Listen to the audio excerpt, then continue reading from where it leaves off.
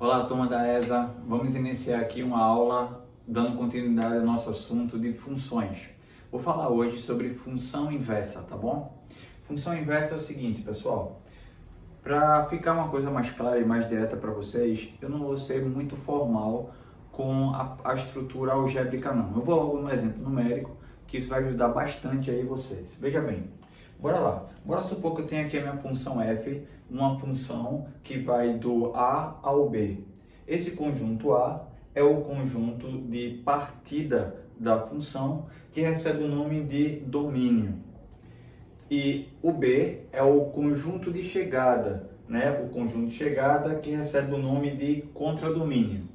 Bora supor que a nossa função f de x, ela tem essa estrutura, f de x igual a 3x menos 2. Peguei uma função bem simples para a gente poder entender bem esse processo do cálculo da função inversa. Vou atribuir alguns valores numéricos aqui para o meu conjunto A, o meu conjunto de partida. Bora supor que aqui dentro do meu conjunto de partida tem o número 1, o número 2 e o número 3, tá certo? Vou deixar aí como sendo um conjunto finito. E aí, bora encontrar as suas respectivas imagens. Quem o 1, o 2 e o 3 está se relacionando. Para fazer isso, basta a gente substituir no x da função. Nesse caso, calcularíamos o valor de f1. Ficaria 3 vezes 1, que daria 3. 3 menos 2, 1. Ou seja, o 1 ele está se relacionando com ele mesmo, com o próprio 1. Agora, bora ver. E se o x for 2? Bora calcular o valor de f2. f2 vai dar 3 vezes 2, que daria aqui 6. 6 menos 2, 4. Então, o 2 estaria se relacionando ao número 4. E o 3, pessoal? O 3 está se relacionando com quem? Bora calcular o valor de f3. 3 vezes 3 daria 9. 9 menos 2, 7. E aí o 3 estaria se relacionando ao número 7. Pronto, acabamos de encontrar as respectivas imagens do nosso número 1, 2 e 3, tá bom? E aí eu tenho o seguinte, bora entender lá o processo do cálculo da função inversa. A função inversa é uma função que vai fazer o caminho inverso que a função f fez, tá certo? Ou seja, a função inversa da função f, ela vai relacionar os elementos do conjunto B aos elementos do conjunto A. No nosso caso, a gente vai observar que o B é o conjunto de partida, ou seja, o B é o domínio da função inversa. É onde estão os valores de x para a função inversa. Já o A, ele é o contradomínio da função inversa, que é onde vai estar os valores para y. A nossa pergunta é, será que eu consigo encontrar uma função que faça o caminho inverso que o f fez? Ou seja, que ligue o 1 ao próprio 1, que associe o 4 ao 2 e que associe o 7 ao 3, né? Nossa pergunta é, quem seria essa função? Essa função ela existe, né? É possível a gente determinar? A gente vai ver que ela existe sim, e essa função é chamada de função inversa. Nem todas as funções possuem inversa, pessoal. Se as funções forem bijetoras, elas possuem inversa. Então, por quê? Porque se cada elemento do domínio estiver associado a imagens diferentes, ela é injetora. Com isso, a volta vai ser uma função. A mesma coisa acontece se ela for sobrejetora, que o contradomínio é igual ao conjunto imagem. Nesse caso, o contradomínio, que é o próprio B, em relação à função f, é a própria imagem, e com isso, essa função ela é bijetora, então ela possui inversa. Bora lá. Bora encontrar aqui a nossa função inversa. Lembrando a vocês que o nosso f de x nada mais é do que o nosso y. É o y que está sendo escrito em função da variável x. E como é que eu faço para encontrar a função inversa? Vê, galera, vê como é fácil. É só a gente pegar, ó, o que era x na função f, virou y na função inversa. O que era y na função f, virou x na função inversa. Então, vê bem, houve só apenas uma troca, uma inversão. O x virando y e o y virando x. É exatamente esse cálculo que a gente tem que fazer para calcular a função inversa. Troca o y pelo x, né? Troca o y pelo x. E no lugar do x, colocamos y. Vai ficar 3y menos 2. Tranquilo até aí? Só foi a troca, galera. X pelo y e o y assumiu o valor do x. Agora o que a gente tem que fazer? Isolar o y. Bora manter o y sozinho. Passando 2 para o primeiro membro, vai ficar aqui, ó, x mais 2 igual a 3y. E esse 3 que está multiplicando, ele passa dividindo. E aí eu vou encontrar y igual a x mais 2 dividido por 3. Está vendo que o y está isolado? Pronto. Acabamos de encontrar a inversa da função f.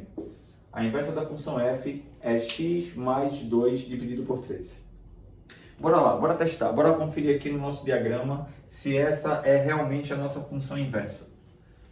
Ora, se o x assumir valor 1, agora aqui na função inversa, x assumindo valor 1, 1 com mais 2, 3. 3 dividido por 3, 1. Note que o 1 ele está se relacionando ao próprio 1.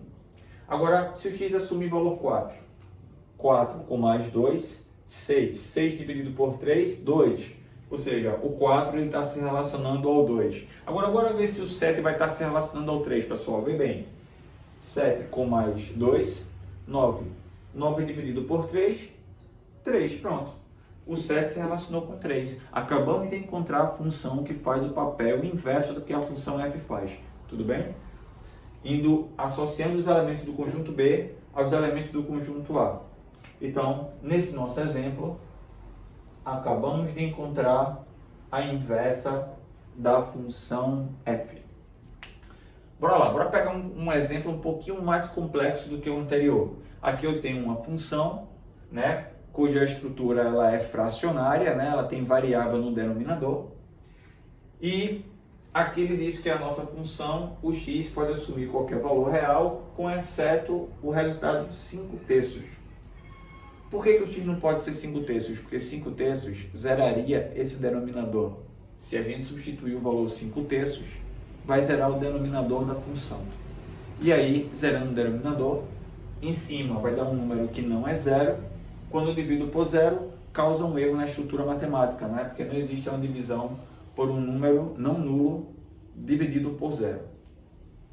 Então, essa parte aqui do x, diferente dos 5 terços, é apenas para formalizar a nossa questão. Não vai interferir em nada no processo do nosso cálculo, tá bem? Então, como é que ficaria? Digamos que eu queira calcular a nossa função inversa, o f elevado a menos 1. Lembrando que o inverso de um número, por exemplo, o inverso de 3 é 1/3, é só inverter. Mas o inverso de uma função não é a gente pegar a função e invertê-la não, tá certo? Mesmo se ela seja uma estrutura fracionária ou não. Note que nesse exemplo anterior que a gente mostrou aqui, a função f era 3x menos 2. Se eu fosse inverter essa estrutura, ficaria 1 sobre 3x menos 2, que não foi a função que a gente encontrou, entendeu? Então, não é inverter a função. Senão ia ser muito simples, né? Seria muito bom que fosse isso, mas não é. A gente tem que encontrar uma função que faça esse papel inverso e a gente tem que fazer justamente a nossa troca. O que é y? Lembra que o nosso f de x é o nosso y. Então, o que é y vai virar x e o nosso x vira y. Então, vai ficar 2y mais 1 dividido por 3y menos 5. E agora o que a gente tem que fazer, pessoal? Isolar o y. Para isolar o y, vou aqui fazer meio pelos extremos. Vou ficar com 2y mais 1 é igual a 3xy e menos 5x. Esse x ele aplica a distributiva. Para isolar o y, tudo que tem y vai para o primeiro membro e quem não tem vai para o segundo membro. Então ficaríamos com 2y menos 3xy igual a menos 5x menos 1. Quando esse 1 passar para o segundo membro, ele vem mudando o sinal. Pronto. Para isolar o y, eu tenho que colocar o y em evidência, porque existe um fator comum, ó, o y aparece nesses dois termos. Colocando ele em evidência, vai dividir 2y por y, vai ficar 2, e menos 3xy dividido por y vai dar menos 3x. E aí, ó, como ele está multiplicando, vou passar dividindo, e com isso o nosso y ele ficaria isolado. Acabamos de encontrar a inversa da função f.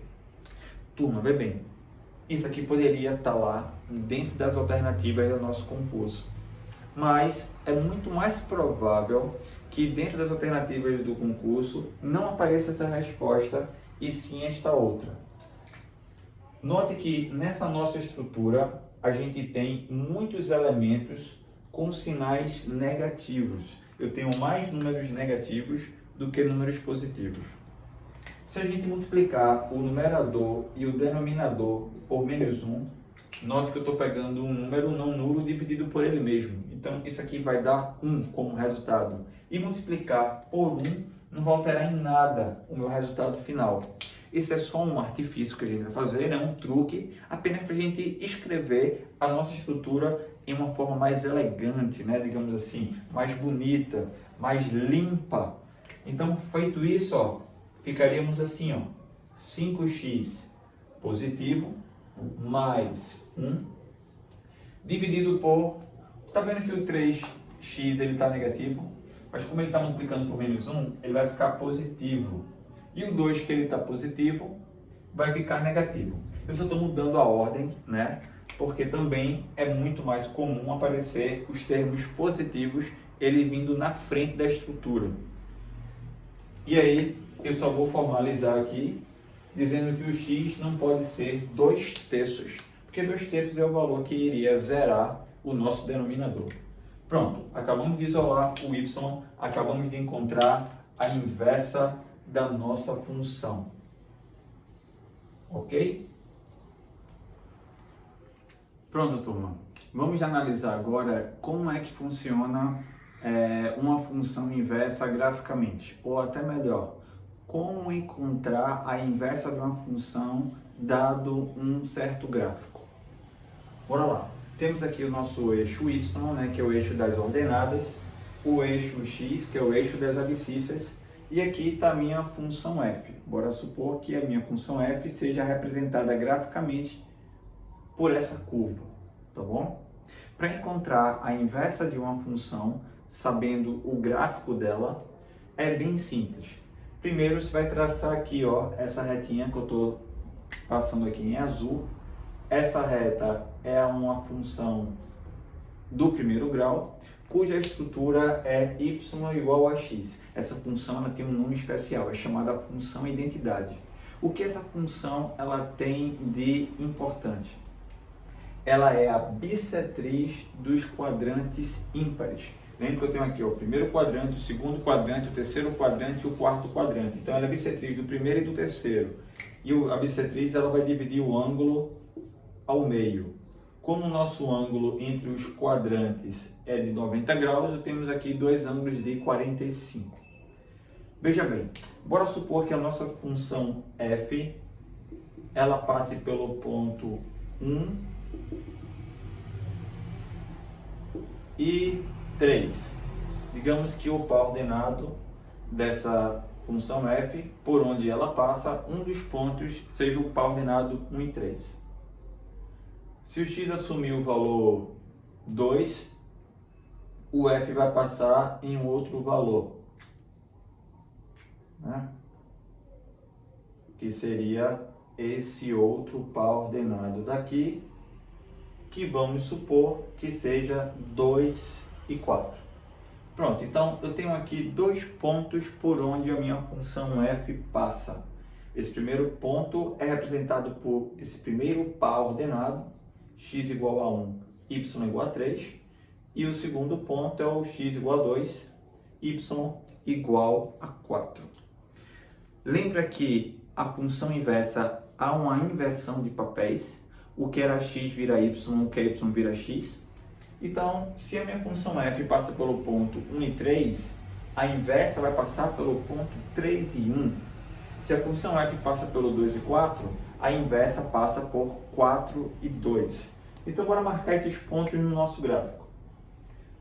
1 e 3 vai virar 3 e 1. Então, x igual a 3, y igual a 1. A inversa da função f vai ter que passar por aqui. E o outro é 2 e 4, viraria 4 e 2. Então, 1, 2, 3, 4 e y igual a 2. A minha função f vai ter que passar por esse outro ponto. Tá? E assim sucessivamente. Cada ponto da curva da função f, tá? Ela vai receber uma troca de posição em suas coordenadas e vamos encontrar pontos da função inversa. E o que vai acontecer, pessoal, é que esse gráfico da função inversa, a gente vai ver que ele vai ser simétrico em relação a essa reta, a função identidade. Então, se a gente for pensar na função identidade e for traçar aqui uma curva, meio que fazendo o espelhamento dela em relação a essa nossa função, iremos encontrar algo próximo a isso aqui, tá? Como a nossa curva ela foi feita aqui à mão livre, né? Não está tão bonitinho, mas a gente iria ver que esse gráfico da função inversa ele iria espelhar com o gráfico da função f, tá bom?